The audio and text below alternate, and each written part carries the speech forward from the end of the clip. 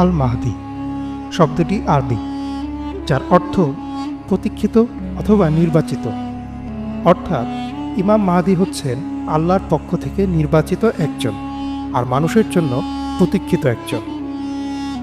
ইমাম মাহদিকে কিয়ামতের ছোট ও বড় আলামতগুলোর মাঝে সেতুও বলা হয়ে থাকে, কারণ তিনি হবেন ছোট আলামতের সর্বশেষ এবং তার আগমনের পরেই একের পর এক শুরু হবে 10টি বড় আলামত। মহানবী সাল্লাল্লাহু আলাইহি ওয়াসাল্লাম বলেন, যদি কিয়ামত হতে মাত্র একদিনও বাকি থাকে, তবুও আল্লাহ অবশ্যই আমার বংশধর থেকে এমন একজন ব্যক্তিকে পাঠাবেন যে এই পৃথিবীকে ন্যায় ও ন্যায্যতায় পূর্ণ করবে, যেমনটা শুরুতে অত্যাচারে ভরা ছিল। মহানবী সাল্লাল্লাহু আলাইহি ওয়াসাল্লাম আরও বলেন, তার নাম হবে আমার নাম, আর তার বাবার নাম হবে আমার বাবার নাম। অর্থাৎ ইমাম মাহদির নাম হবে মুহাম্মদ এবং তার বাবার নাম হবে আব্দুল্লাহ।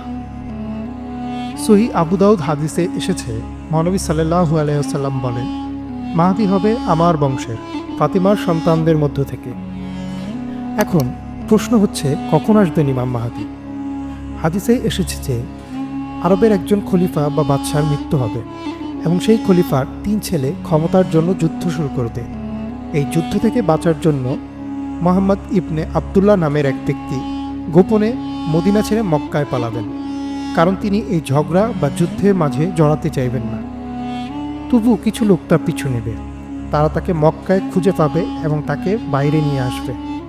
তারা তাকে কাবায় নিয়ে আসবে, রুকুন এবং মাকামে ইব্রাহিমের মাঝে। সেই লোকগুলো তার কাছে বায়াত হবে, কিন্তু তিনি তা গ্রহণ করতে চাইবেন না। অর্থাৎ তিনি নেতৃত্ব নিতে চাইবেন না, কিন্তু তাকে জোর করেই নেতৃত্ব দেয়া হবে। যখন এই ঘটনা জানাজানি হবে, সিরিয়া থেকে এক বিশাল সৈন্যদল বেরিয়ে আসবে মক্কার দিকে মুহাম্মদ ইবনে আবদুল্লাহ ও তার অনুসারীদের আক্রমণ করতে। মহানবী সাল্লাল্লাহু আলাইহি ওয়াসাল্লামের একটি বিখ্যাত হাদিস রয়েছে এই বিষয়ে। একবার মহানবী সাল্লাল্লাহু আলাইহি ওয়াসাল্লাম হযরত আয়েশা রাদিয়াল্লাহু তাআলা আনহুর ঘরে ঘুমাচ্ছিলেন।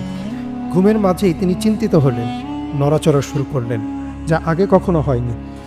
তিনি যখন ঘুম থেকে জেগে উঠলেন, তখন আয়েশা রাদিয়াল্লাহু তাআলা আনহু তাকে বললেন, ইয়া রাসূলুল্লাহ, আপনি ঘুমের মাঝে এমন করছিলেন যা আপনি সাধারণত করেন না।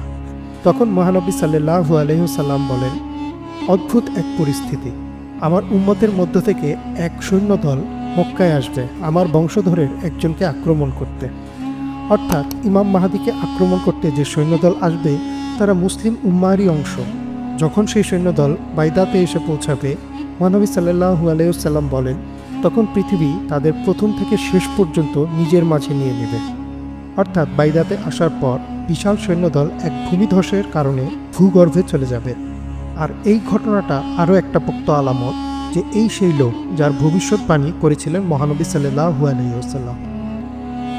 এই ঘটনার পর পৃথিবীর বিভিন্ন জায়গা থেকে কালো পতাকা উত্তোলন করা হবে এবং দলে দলে মানুষ মক্কার দিকে আসা শুরু করবে, কারণ ততক্ষণে তারা বুঝে গেছেন যে এই লোক হচ্ছেন ইমাম মাহদি। তারা কালো পতাকা নিয়ে আসবেন ইমাম মাহদির সাহায্য করতে। ইমাম মাহদির পরিচয় নিশ্চিত হওয়া যাবে 2টি বড় আলামত থেকে। 1, তার নাম হবে মুহাম্মদ ইবনে আবদুল্লাহ। 2, তিনি নিরস্ত্র অবস্থায় মক্কায় থাকবেন। তখন তাকে আক্রমণ করতে সিরিয়া থেকে এক সৈন্যদল আসবে এবং স্বয়ং আল্লাহ তাদের ধ্বংস করবেন।